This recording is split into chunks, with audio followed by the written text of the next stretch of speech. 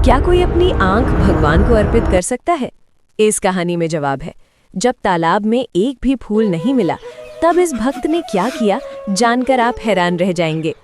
एक छोटे से गांव में एक भोला भाला भक्त रहता था। उसकी एक ही आदत थी, वो रोज सुबह उठकर तालाब से कमल के फूल तोड़ता और भगवान शिव के शिवलिंग पर चढ़ाता। वो ये काम पूरे प्रेम और श्रद्धा से करता था। उसके लिए ये सिर्फ पूजा नहीं, बल्कि उसका जीवन था। लेकिन एक दिन कुछ अलग हुआ। सुबह सुबह जब वो तालाब पहुंचा, तो उसने देखा आज एक भी कमल का फूल नहीं खिला था। उसका दिल टूट गया। वो उदास होकर खाली हाथ ही मंदिर पहुंचा। शिवलिंग के सामने बैठकर वो रोने लगा और बोला, भोले बाबा, आज मैं आपके लिए कुछ भी नहीं ला पाया, मैं क्या अर्पित करूं? उसकी आंखों से आंसू बहने लगे और वही आंसू शिवलिंग पर गिरने लगे। तभी एक अद्भुत घटना हुई। भक्त ने देखा कि शिवलिंग से भी एक लाल धारा बह रही है, जैसे भगवान स्वयं उसकी पीड़ा महसूस कर रहे हों। ये देखकर भक्त का हृदय कांप उठा। उसे लगा, शायद मेरी भक्ति अधूरी रह गई, मुझे कुछ तो अर्पित करना ही होगा। तब उसने बिना कुछ सोचे अपनी सबसे प्रिय चीज अर्पित करने का संकल्प लिया, अपनी आँख यानी दृष्टि। जैसे ही वो ऐसा करने के लिए आगे बढ़ा, तभी भगवान शिव स्वयं प्रकट हुए। उन्होंने उसका हाथ पकड़ लिया और प्रेम से बोले, वत्स, तुम्हारी भक्ति ने मुझे प्रसन्न कर दिया है। तुमने जो भाव दिखाया है वही सबसे बड़ा अर्पण है। फिर भगवान शिव ने उसे आशीर्वाद दिया, तुम सदा मेरे साथ रहोगे, मेरे तीसरे नेत्र के समान। भक्त की आंखों में खुशी के आंसू आ गए।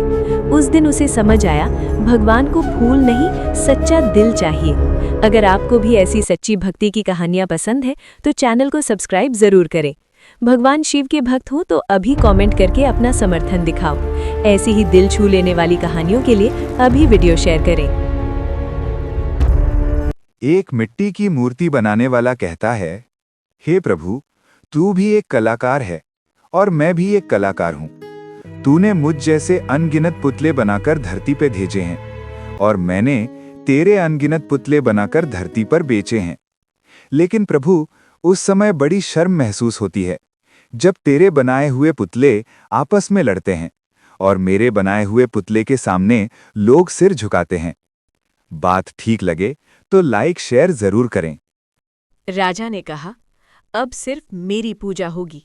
सब डर गए, लेकिन एक औरत ने मना कर दिया और उसी रात कुछ ऐसा हुआ जिसने राजा को हिला दिया। एक बूढ़ी औरत अकेली, डरी हुई, चारों तरफ अंधेरा ही अंधेरा।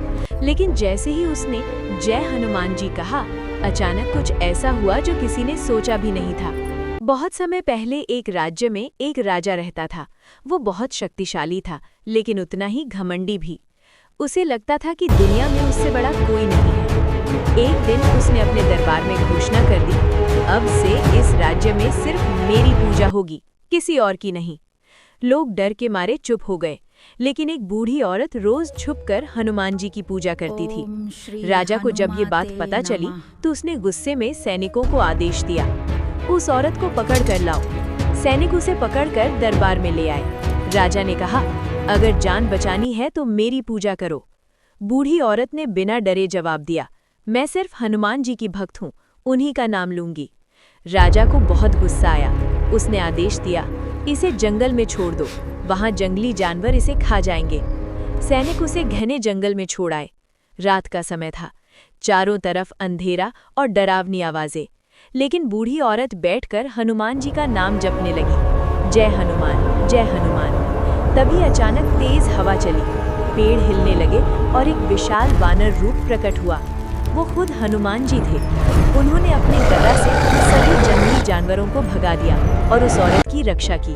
अगली सुबह जब सैनिक देखने आए, तो वो हैरान रह गए। वो औरत बिल्कुल सुरक्षित थी। जब ये खबर राजा तक पहुंची, तो उसका घमंड टूट गया। वो तुरंत उस औरत के पास गया और माफी मांगते हुए बोला, मुझे भी हनुमान जी की भक्ति सिखा दो। अगर आप भी हनुमान जी के सच्चे भक्त हैं, तो चैनल को सब्सक्राइब जरूर करें। ऐसी ही सच्ची भक्ति की कहानियां रोज सुनने के लिए अभी लाइक करें और जय हनुमान जी जरूर लिखें।